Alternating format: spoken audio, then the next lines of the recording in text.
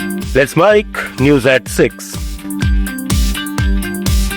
मुंबई के सराफा बाजार में आज सोने और चांदी दोनों की कीमतों में गिरावट का दौर जारी रहा, जिससे आम आदमी की जेब को थोड़ी राहत मिली।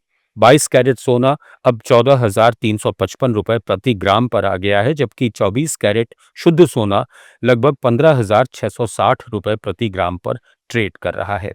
चांदी की बात करें तो वो भी धड़ाम से गिरी है और अब 2,85,000 रुपए प्रति किलोग्राम पर पहुंच गई है।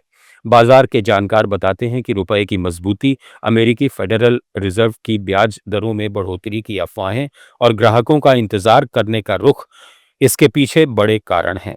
तनिष्क जैसे बड़े ब्रांड्स ने रेट्स घटाए हैं, लेकिन लोग अभी भी बाजार की चाल देख रहे हैं।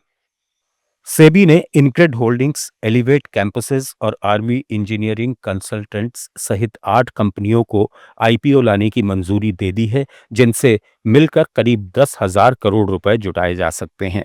ये कंपनियां financial services, education, infra, engineering और ज्वेलरी जैसे सेक्टर्स से हैं, जो प्राइमरी मार्केट में नई रौनक लाएंगी।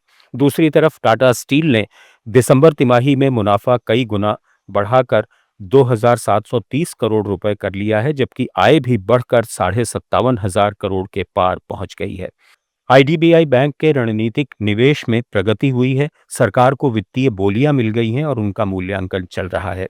भारत यूरोपीय संघ के एफटीए से वाहन कलपुर्जा कंपनियों को बड़ा फायदा होगा, क्योंकि आईसीआरए के मुताबिक इससे यूरोपीय बाजारों में बेहतर पहुंच और प्रतिस्पर्धी कीमतें मिलेंगी।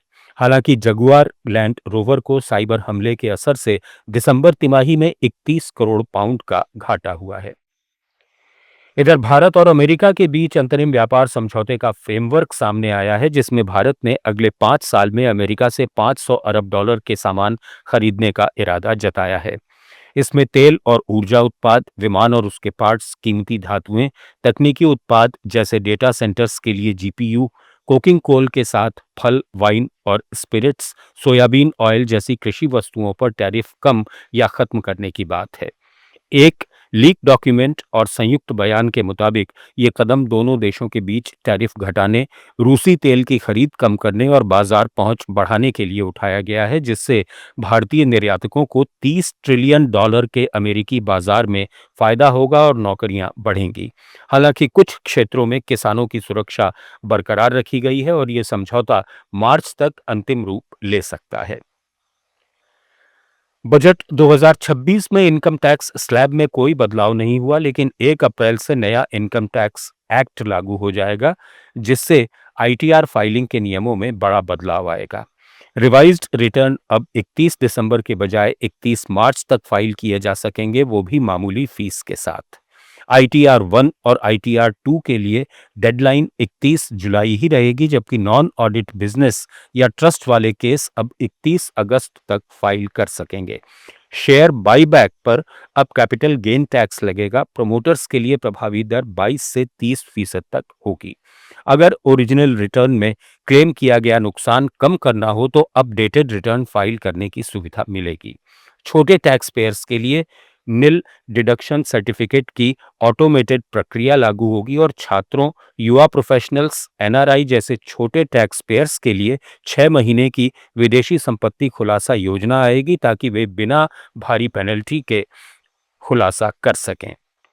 आईडीबीआई बैंक के विनिवेश में अब निर्णायक चरण आ गया है, जहां सरकार और एलआईसी मिलकर 60.72% हिस्सेदारी बेचने की प्रक्रिया तेज हो गई है। Department of investment and public asset management ने पुष्टि की है कि फाइनेंशियल बिड्स मिल चुकी हैं और उनका मूल्यांकन तय प्रक्रिया के अनुसार किया जा रहा है।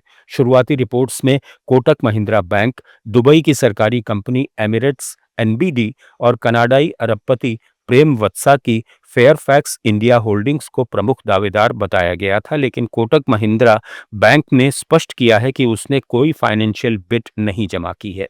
इस स्ट्रेटेजिक सेल से मैनेजमेंट कंट्रोल भी नए मालिक को ट्रांसफर होगा, जिससे बैंक का प्राइवेटाइजेशन पूरा होगा और सरकार को करीब 33,000 करोड़ रुपए मिलने की उम्मीद है। न्यूज़ एट 6 में फिलहाल इतना ही। बने रहिए लेट्स माइक के साथ।